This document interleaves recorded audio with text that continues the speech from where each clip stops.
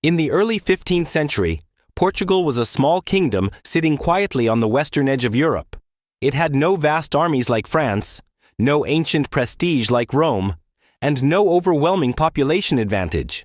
Yet within just a few generations, Portugal would build the first global empire in human history, stretching across 4 continents, reshaping trade, culture, religion, and geopolitics forever.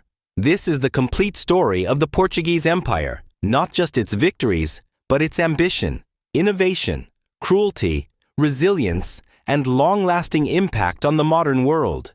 This empire did not rise by accident.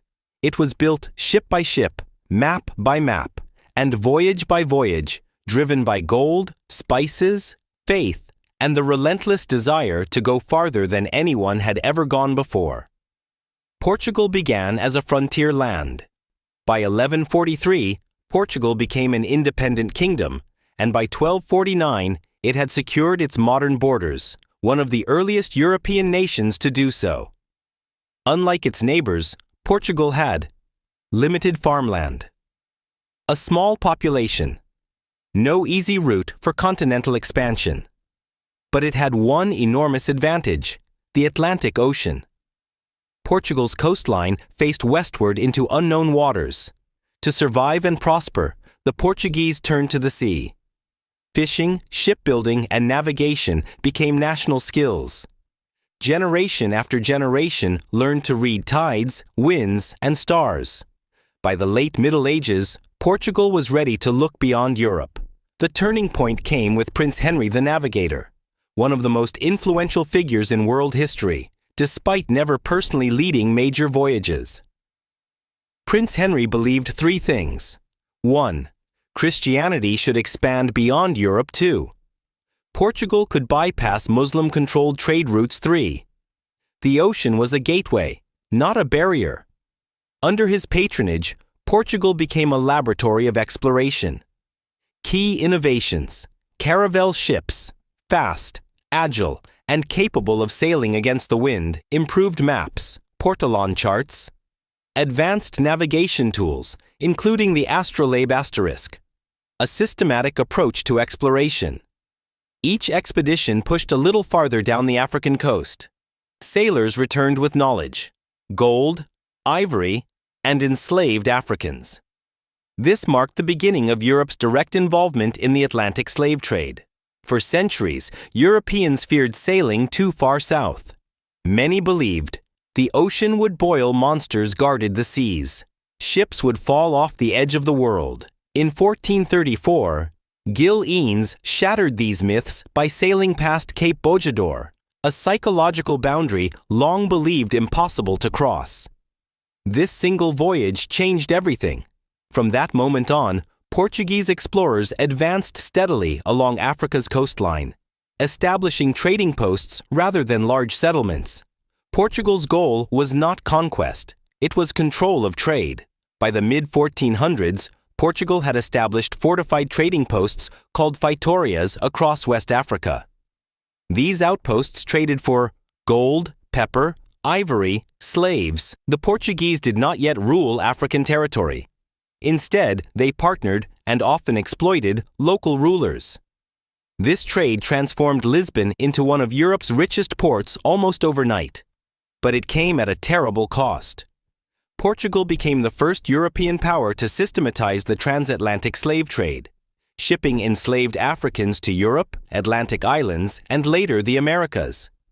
This dark legacy would become a defining feature of the empire.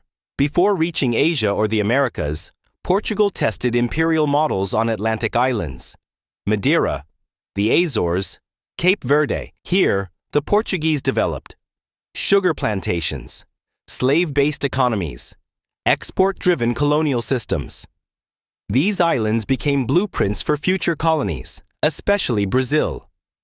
Sugar profits exploded, and with them, demand for enslaved labor increased dramatically. In 1488, Portuguese explorer Bartolomeu Dias achieved what many thought impossible.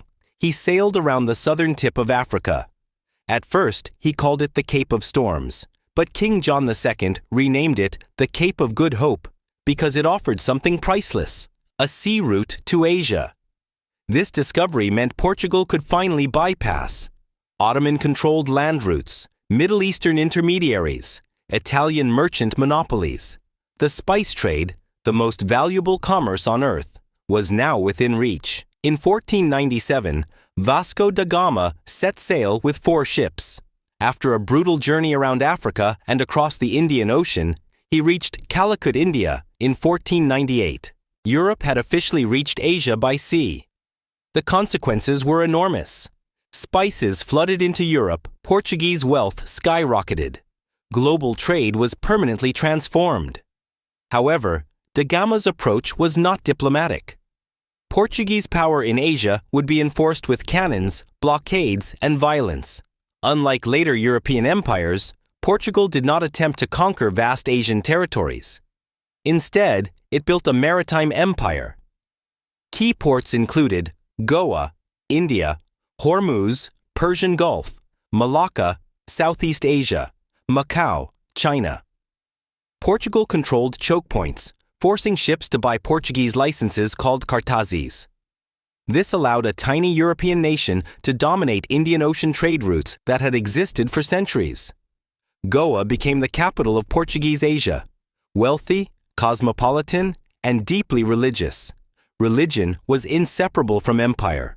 Portugal saw itself as a defender of Catholicism. Missionaries followed traders and soldiers, most famously. But conversion was not always voluntary. The Goa Inquisition, established in 1560, brutally punished Hindus, Muslims, Jews. Converted Christians accused of heresy, thousands were imprisoned, tortured, or executed. The Portuguese Empire spread Christianity, but also fear and repression. In 1494, Spain and Portugal signed the Treaty of Tordesillas, dividing the non-European world between them. A single imaginary line in the Atlantic. Lands east went to Portugal. Lands west went to Spain. This treaty would unexpectedly give Portugal its most valuable colony of all. Brazil, in 1500, Pedro Álvares Cabral, sailing toward India, was blown westward by Atlantic winds. He landed on the coast of South America. Portugal had discovered Brazil. At first, Brazil seemed unimportant. No gold, no spices. But everything changed with sugar. Brazil would soon become the largest Portuguese colony, the center of global sugar production, the biggest destination for enslaved Africans in history.